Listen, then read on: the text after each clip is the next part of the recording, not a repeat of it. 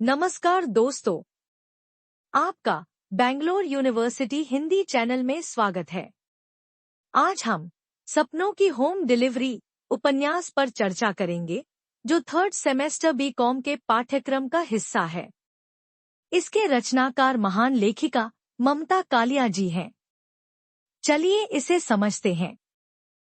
सपनों की home delivery का सारांश। ममता कालिया का उपन्यास सपनों की होम डिलीवरी आधुनिक शहरी जीवन, पारिवारिक विघटन और मानवीय संबंधों की उलझनों को उजागर करता है। इसकी केंद्रीय पात्र रुचि शर्मा एक आत्मनिर्भर किंतु आंतरिक संघर्षों से जूझती महिला है। विवाह के बाद पति प्रभाकर के दुर्व्यवहार और याशी से तंग आकर वह अलग रहने लगती है। वह मुंबई के ओशिवारा में एक फ्लैट लेकर पाक्कला के टीवी कार्यक्रम प्रस्तुत कर आर्थिक और सामाजिक रूप से आत्मनिर्भर बनती है।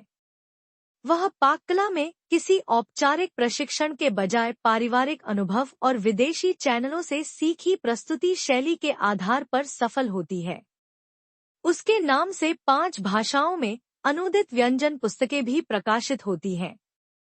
रुचि शर्मा के जीवन में सर्वेश नारंग नामक खोजी पत्रकार का प्रवेश होता है। सर्वेश पाक्कला में रुचि नहीं रखता, लेकिन रुचि के कार्यक्रम पर आपत्ति भरा पत्र लिखकर उसका ध्यान खींचता है। चैनल के आमंत्रण पर वह कार्यक्रम में आकर व्यंजन को सरल और सुपाच्य बनाकर दिखाता है। इसी बहाने दोनों के बीच परिचय, फिर निकटता बढ़ती है। दोनों ही अपने जीवन में एक जैसे अकेलेपन और जिम्मेदारियों से घिरे हैं। रुचि अपने नशेड़ी पति प्रभाकर से अलग है और सर्वेश अपनी पत्नी मंजीत से। दोनों के वयस्क बेटे हैं, जो नशे की गिरफ्त में हैं। प्रभाकर एक चरित्रहीन, अय्याश और शराबी व्यक्ति है, जो बेटे गगन को भी गलत रास्ते पर ले जाता है। उसकी नजर में स्त्री केवल पुरुष की इच्छा का पालन करने वाली है। नौकरानी के साथ दुर्व्यवहार, बेटे को शराब पिलाना और पत्नी पर मानसिक अत्याचार उसके नैतिक पतन को दिखाते हैं।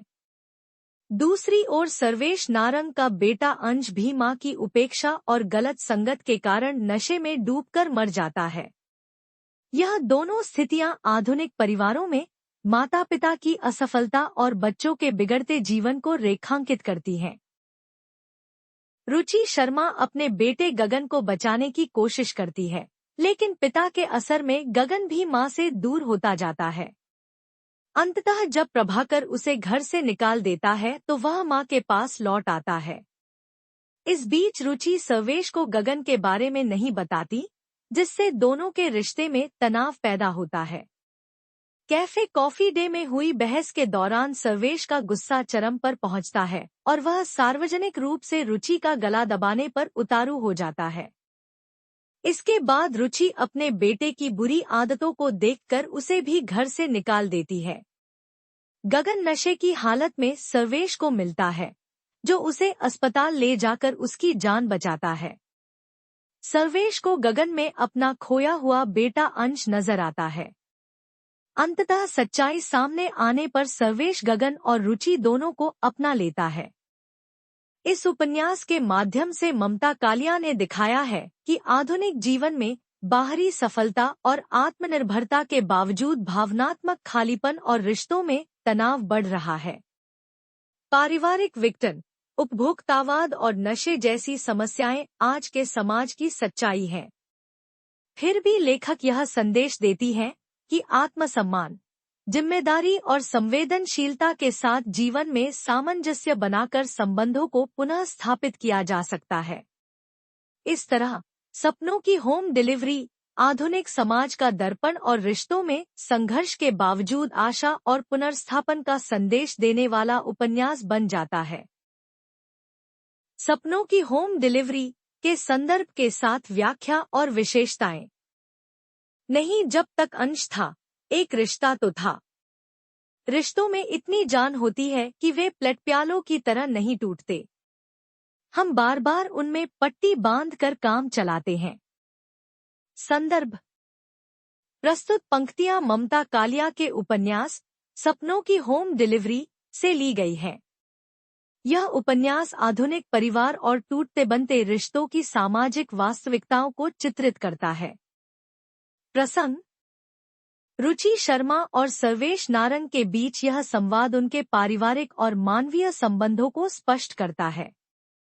सर्वेश अपनी पत्नी से अलग होने के बावजूद बेटे अंश के माध्यम से अमृतसर के साथ एक रिश्ता बनाए रखता है। व्याख्या। उपरोक्त पंक्तियां यह स्पष्ट करती हैं कि रिश्ते प्लेटप्यालों की तरह तुरंत टूटते नहीं हैं। चाहे उनके बीच दरारें आ जाए, हम उन्हें बार बार जोड़ते हैं ताकि जीवन सुचारू रूप से चलता रहे। सर्वेश अपने बेटे अंश के माध्यम से अपने टूटते वैवाहिक संबंध के बावजूद किसी हद तक जुड़ा रहता है। लेखिका यहाँ मानवीय भावनाओं की जटिलताओं और रिश्तों के टिकाऊपन को उजागर करती है। विशेषता। रिश्तों के टूटने और जुड़ने की वास्तविकता को सहज और व्यावहारिक रूप में प्रस्तुत किया गया। भावनाओं और सामाजिक कर्तव्यों के बीच संतुलन को स्पष्ट किया। मानवीय संवेदनाओं की गहराई को दर्शाने वाला सजीव उदाहरण। देख मेरी गल सुन। घर में भले ही घासफूस बनाओ, परोसते वक्त ओदे विच एक चम्मच मोहब्बत रला दो, चीज आपे ही स्वाद हो जागी। संदर्भ। प्रस्तुत पंक्तियां ममता कालिया के उपन्यास सपनों की होम डिलीवरी से ली गई हैं। प्रसंग। यह पंक्ति रुचि शर्मा और उसकी सास के बीच एक संवाद है, जिसमें भोजन में प्रेम और संवेदना के महत्व को उजागर किया गया है। व्याख्या। लेखक कहती हैं कि आधुनिक जीवन में भौतिकता ने हमारे खानपान को केवल पोषण तक सीमित कर दिया है। भोजन केवल सामग्री से नहीं, उसमें परोसे जाने वाले प्रेम और संवेदनाओं से स्वादिष्ट बनता है। रुचि की सास यह उदाहरण देकर बताती हैं कि घर में साधारण भोजन भी प्रेम के साथ परोसा जाए तो उसका स्वाद अद्वितीय हो जाता है। लेखिका यह संदेश देती है कि जीवन में संवेदनाएं और प्रेम सबसे महत्वपूर्ण हैं, भले ही साधन सीमित हों। विशेषता। भोजन को केवल शारीरिक आवश्यकता नहीं, बल्कि भावनात्मक अनुभव के रूप में दिखाया। प्रेम और संवेदनाओं का महत्व रोजमर्रा की क्रियाओं में स्पष्ट। सामाजिक और मानवीय संदेश सरल और प्रभावशाली रूप में प्रस्तुत। अकेली रहने वाली लड़कियां भयंकर असुरक्षाबोध से घिरी रहती है। संदर्भ।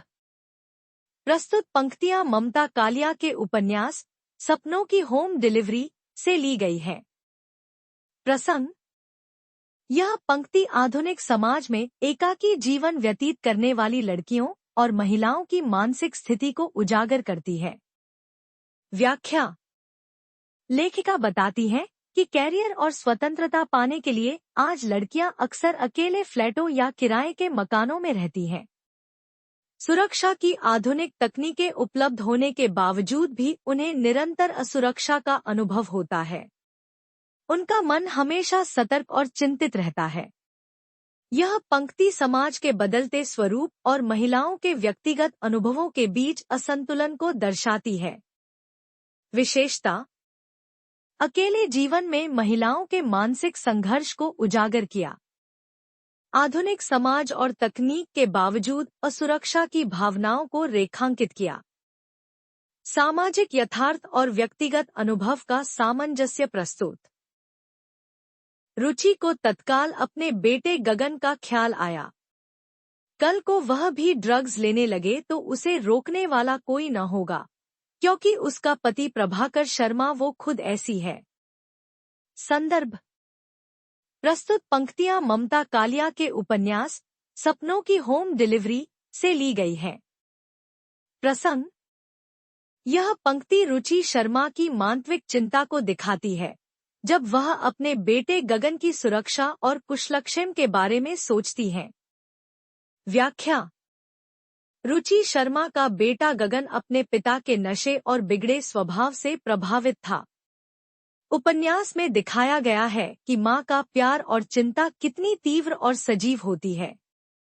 रुचि को भय है कि गगन भी ड्रग्स की गिरफ्त में न आ जाए।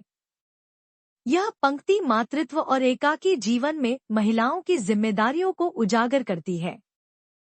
विशेषता: मातृत्व की संवेदनशीलता और चिंता को प्रभावशाली रूप से व्यक्त।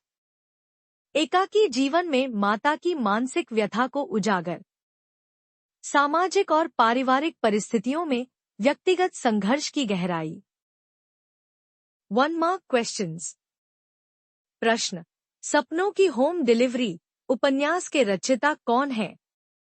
उत्तर: सपनों की होम डिलीवरी उपन्यास की उपन्यासकार ममता कालिया है। प्रश्न: रुचि शर्मा किस कला के कारण देश भर में प्रसिद्ध थी? उत्तर: रुचि शर्मा अपनी पाककला के कारण देश भर में प्रसिद्ध थी। प्रश्न: रुचि शर्मा की लिखी किताबें कितनी भाषाओं में छपती थीं? उत्तर: रुचि शर्मा की लिखी किताबें 5 भाषाओं में छपती थी। प्रश्न: रुचि के बोलने का ढंग कैसा था? उत्तर: रुचि के बोलने का ढंग अत्यंत प्रभावशाली था। प्रश्न: आधे घंटे के कार्यक्रम में रुचि कितने व्यंजन प्रस्तुत करती थी? उत्तर: आधे घंटे के कार्यक्रम में रुचि 2 व्यंजन प्रस्तुत करती थी। प्रश्न: रुचि का साप्ताहिक कार्यक्रम कितने टीवी चैनलों पर आता था? उत्तर: रुचि का साप्ताहिक कार्यक्रम 2 टीवी चैनलों पर आता था। प्रश्न: क चैनल में उसके सहायक का नाम क्या था? उत्तर: क चैनल में उसके सहायक का नाम कुर्बान अली था। प्रश्न: म चैनल में उसका सहायक कौन था? उत्तर: म चैनल में उसका सहायक वीरेंद्र सिंह था। प्रश्न: रुचि का फ्लैट कहाँ था? उत्तर: रुचि का फ्लैट ओशिवरा में था। प्रश्न: रुचि के मकान मालिक का नाम क्या था? उत्तर: रुचि के मकान मालिक का नाम शमशेर सिंह था। प्रश्न: टीवी चैनल को पत्र लिखकर रुचि के व्यंजन को किसने चुनौती दी? उत्तर: टीवी चैनल को पत्र लिखकर रुचि के व्यंजन को सर्वेश नारंग ने चुनौती दी। प्रश्न: रुचि के कार्यक्रम में किसे अतिथि की हैसियत से बुलाया गया? उत्तर: सर्वेश नारंग को अतिथि की हैसियत से बुलाया गया। प्रश्न: सर्वेश नारंग का पेशा क्या था? उत्तर: सर्वेश नारंग का पेशा खोजी पत्रकारिता था। प्रश्न: रुचि के पति का नाम क्या था? उत्तर: रुचि के पति का नाम प्रभाकर था। प्रश्न: रुचि के बेटे का नाम क्या था? उत्तर: रुचि के बेटे का नाम गगन था। प्रश्न: सर्वेश की पत्नी का नाम क्या था? उत्तर: सर्वेश की पत्नी का नाम मंजीत था। प्रश्न: सर्वेश के पुत्र का नाम क्या था? उत्तर: सर्वेश के पुत्र का नाम अंश था। प्रश्न: सर्वेश के बेटे अंश की मौत क्यों हुई? उत्तर: सर्वेश के बेटे अंश की मौत ओवरडोज ड्रग्स लेने से हुई। प्रश्न: गगन व्हिस्की को क्या कहता था? उत्तर: गगन व्हिस्की को चुस्की कहता था। प्रश्न: रुचि शर्मा को सिगरेट के जले टोटे कहाँ मिले? उत्तर: अपने बेटे गगन के खाली टिफिन बॉक्स में। प्रश्न: हिंदुस्तानी औरत की गुलामी की नींव कहाँ पड़ती है? उत्तर: रसोई घर में। प्रश्न: सर्वेश को गगन के रूप में कौन दिखाई पड़ा? उत्तर: सर्वेश को गगन के रूप में अंश दिखाई पड़ा। प्रश्न: रुचि का फ्लैट किस दर्जे का था? उत्तर: रुचि का फ्लैट एक BHK था। प्रश्न: गगन को घर से किसने निकाला? उत्तर: उसके पिता प्रभाकर शर्मा ने। प्रश्न: काजिम कौन था? उत्तर: काजिम कुख्यात अपराधी था जो नशीले पदार्थ बेचता था। प्रश्न: विवाहोपरांत भी रुचि ने सर्वेश से क्या बात छिपाई थी? उत्तर: अपने जवान बेटे के होने की बात। प्रश्न: रुचि के नए टीवी कार्यक्रम का निर्माता कौन था? उत्तर: मेहरा ब्रदर्स। प्रश्न: रुचि के अनुसार नायाब रेसिपी क्या है? उत्तर: 1 चम्मच मोहब्बत।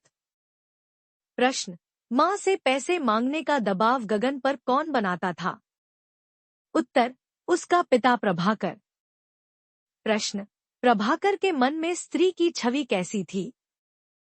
उत्तर, समर्पित, सहनशील, अनुगामिनी की। प्रश्न, सर्वेश गगन को किसके दवाखाने पर ले गया? उत्तर, डॉ. देशपांडे के दवाखाने पर।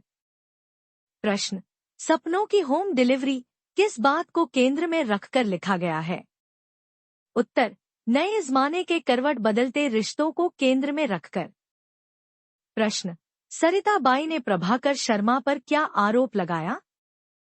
उत्तर, बलात्कार के प्रयास का आरोप। प्रश्न, ममता कालिया का उपन्यास सपनों की होम डिलीवरी किनके जीवन से प्रेरित है? उत्तर, पाककला विशेषज्ञ नाइजेला लॉसन व उसके पति साची के जीवन से। प्रश्न, रुचि की सहेलियों के क्या नाम थे? उत्तर, जिज्ञासा और दामिनी। प्रश्न, रुचि की सहेली जिज्ञासा का क्या पेशा था? उत्तर, मॉडल। प्रश्न, दामिनी का पेशा क्या था? उत्तर, पेशेवर नर्तकी। प्रश्न, अकेली रहने वाली लड़कियां किस अवसाद से घिरी रहती हैं? उत्तर, भयंकर असुरक्षा बोध से। प्रश्न, सीसीडी का विस्तारित नाम क्या था? उत्तर, कैफे कॉफी डे। प्रश्न, सपनों की होम डिलीवरी उपन्यास का मुख्य विषय क्या है? उत्तर, आधुनिक शहरी जीवन में बदलते रिश्ते, स्त्री स्वतंत्रता और पारिवारिक विघटन। टिप्पणी, रुचि शर्मा। रुचि शर्मा ममता कालिया के उपन्यास सपनों की होम डिलीवरी की केंद्रीय पात्र हैं। उपन्यास की समूची कथा उन्हीं के इर्द-गिर्द घूमती है। वह आत्मनिर्भर, संघर्षशील और आत्मसम्मान रखने वाली महिला है। पति प्रभाकर के अत्याचारों और अवांछनीय व्यवहार के कारण वह अलग रहना पसंद करती है, लेकिन अपने बेटे गगन के प्रति जिम्मेदारी भी निभाती है। पाककला में उनकी दक्षता और टीवी कार्यक्रमों में उनका प्रभावशाली व्यक्तित्व आधुनिक भारतीय महिला के आत्मविश्वास को दर्शाता है। दूसरी ओर, उनके निजी जीवन में विरोधाभास भी दिखाई देता है। टीवी पर पाककला सिखाने वाली रुचि अपने घर में शायद ही कभी खाना बनाती है। यह उनका व्यावसायिक और निजी जीवन के बीच का अंतर भी उजागर करता है। रुचि का चरित्र समाज में स्त्री शक्ति का प्रतीक है। वह मानसिक और सामाजिक उत्पीड़न को सहन करने के बजाय अपने जीवन के फैसले स्वयं लेना चाहती है। पति और बेटे के गलत व्यवहार के बावजूद वह अपनी मर्यादा बनाए रखती है और बेटे के गलत रास्ते पर जाने पर कठोर निर्णय लेने से भी नहीं हिचकिचाती। इस प्रकार रुचि शर्मा आज की आत्मनिर्भर, व्यावहारिक और सशक्त स्त्री का प्रतीक बनकर उभरती है। प्रभाकर। प्रभाकर उपन्यास का एक नकारात्मक चरित्र है, जो पति, पिता और व्यक्ति तीनों ही भूमिकाओं में असफल सिद्ध होता है। उसका चरित्र यह दिखाता है कि पारिवारिक टूटन और पतन कैसे व्यक्ति के स्वार्थ, दुर्व्यवहार और नैतिक पतन से गहराई पकड़ता है। प्रभाकर का जीवन शराब, स्त्रियों और गलत आदतों में डूबा हुआ है। पत्नी के साथ हिंसा, बेटे को नशे की ओर धकेलना और नौकरानी के प्रति गलत आचरण करना उसके चरित्र को अत्यंत पतित सिद्ध करता है। वह अपनी पत्नी को मानसिक और शारीरिक कष्ट देता है और अपने बेटे को मां के विरुद्ध भड़काता है। वह आधुनिक पारिवारिक विघटन और जिम्मेदारी से बचने वाले पुरुष का उदाहरण है। उसके जरिए लेखिका यह दिखाती है कि पारिवारिक मूल्यों के क्षरण से केवल स्त्री ही नहीं, बल्कि संतान भी प्रभावित होती है। प्रभाकर के रूप में समाज के उस पुरुष वर्ग की झलक मिलती है, जो अपनी जिम्मेदारियों से भागते हुए स्वच्छंद जीवन की आड़ में दूसरों का शोषण करता है। अंततः प्रभाकर की छवि हमें यह संदेश देती है कि नैतिक पतन परिवार और समाज दोनों के लिए विनाशकारी है। सर्वेश नारंग। सर्वेश नारंग उपन्यास का एक महत्वपूर्ण पुरुष पात्र है, जो पहली नजर में परिपक्व और संतुलित लगता है, लेकिन भीतर से वह भी अपने अकेलेपन, असफल पारिवारिक जीवन और गुस्से से जूझ रहा है। उसका चरित्र यह दर्शाता है कि आधुनिक शहरी जीवन में सफलता और परिपक्वता के बावजूद संवेदनाओं का क्षरण कैसे होता है। सर्वेश का पत्रकार होना, उसका आत्मविश्वास और सीधापन उसे प्रभावशाली बनाता है। वह रुचि शर्मा के जीवन में नया संबंध और सहारा बनकर आता है, लेकिन उसकी खामियां भी उजागर होती हैं, जैसे गुस्सा, संवेदनहीनता और रुचि के अतीत को न स्वीकार कर पाना। बेटे अंश की नशे से मृत्यु उसे भीतर तक झकझोर देती है, जिससे वह गगन के प्रति अधिक जिम्मेदार और संवेदनशील हो जाता है। इस प्रकार उसका चरित्र द्वंद्वपूर्ण है। एक ओर वह स्नेह और अपनापन देना चाहता है, दूसरी ओर उसका गुस्सा और स्वभाव रिश्तों में दूरी ला देता है। सर्वेश के माध्यम से लेखिका ने यह दिखाया है कि आधुनिकता के बावजूद रिश्तों में स्वीकृति, धैर्य और संवेदनशीलता जरूरी है। गगन उपन्यास में नई पीढ़ी का प्रतिनिधि है, जो पारिवारिक तनाव और गलत संगत के कारण अपनी दिशा खो देता है। बचपन से ही वह माँ बाप के बीच के संघर्ष को देखता है, जिससे उसके मन में माँ के प्रति अविश्वास और पिता के प्रति झूठा लगाव पैदा होता है। गगन का चरित्र यह दिखाता है कि माता-पिता की पारस्परिक खटास संतान के व्यक्तित्व को किस तरह प्रभावित करती है। पिता प्रभाकर उसे नशे और बुरी आदतों की ओर ले जाता है, जबकि माँ उसे बचाने की कोशिश करती है। गगन के माध्यम से लेखिका ने यह संदेश दिया है कि संतान का भविष्य केवल आर्थिक संसाधनों से नहीं, बल्कि स्नेह, अनुशासन और सही मार्गदर्शन से बनता है। अंत में गगन की हालत और उसका अपनी माँ के पास लौटना यह दर्शाता है कि समय रहते सही दिशा और प्रेम मिलने पर बिगड़ी हुई संतान भी सुधर सकती है। उसका चरित्र आज की युवा पीढ़ी के द्वंद्व, असुरक्षा और मूल्य संकट का प्रतीक है। शीर्षक की सार्थकता। सपनों की होम डिलीवरी शीर्षक अपने आप में आकर्षक और अर्थपूर्ण है। यह आधुनिक उपभोक्तावादी समाज की उस मानसिकता को दर्शाता है, जिसमें हर चीज, यहाँ तक कि सपने भी, घर बैठे पाने की चाह बढ़ गई है। ममता कालिया ने इस शीर्षक के माध्यम से आधुनिक जीवन की विडंबना और संघर्ष को रेखांकित किया है। उपन्यास में पात्रों के सपने, चाहे रुचि शर्मा की आत्मनिर्भरता हो, सर्वेश नारंग का नया जीवन हो या गगन का सुधरना, सब किसी न किसी तरह टूटते और बनते हैं। शीर्षक यह संकेत देता है कि मनुष्य अपने सपनों को तो पाना चाहता है, परंतु उन्हें पाने के लिए आवश्यक संघर्ष से बचना चाहता है।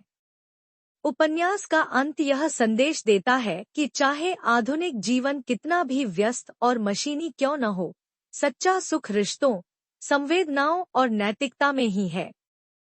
शीर्षक के जरिए लेखिका ने उपभोक्तावादी संस्कृति और मनुष्य की आकांक्षाओं के बीच का द्वंद्व बड़ी सुंदरता से दिखाया है। इस प्रकार यह शीर्षक उपन्यास के कथानक, पात्रों और संदेश, तीनों से पूरी तरह सामंजस्य रखता है। Thank you for watching. अगर वीडियो पसंद आया हो तो लाइक करें, चैनल को सब्सक्राइब जरूर करें और अपने फ्रेंड्स के साथ शेयर करना न भूलें। जल्द ही मिलेंगे अगले चैप्टर के एक्सप्लेनेशन के साथ। तब तक के लिए सी यू नेक्स्ट टाइम।